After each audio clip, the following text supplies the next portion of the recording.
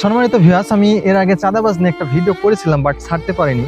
তো আজকে সেই চাঁদাবাজকে নিয়ে ভিডিও করব। তো যেটা হলো যে বাংলাদেশে এখন কিন্তু আইন কানুন অতটা ভালো নেই, এজন্য চাঁদাবাজের প্রখর বৃদ্ধি পেয়েছে। তো আমি টাকাতে একটা জিনিস দেখাতে চাই। তো প্রথম বলে রাখি, আমি গরিবই টাকা বের করব। তো যেটা বলতে চাচ্ছিলাম যে প্রত্যেকটা টাকাতে লেখা থাকে চাইবে মাত্র ইয়ার বাহককে 200 টাকা বা 1000 টাকা 500 টাকা দিতে বাধিত থাকিবেন। তো চাঁদাবাদের যে অবস্থা, এজন্য এ জায়গায় এটা রিমুভ করে লেখা উচিত যে চাহিবা মাত্র চাঁদাবাজকে 200 টাকা বা 100 টাকা দিতে বাধিত থাকিবেন।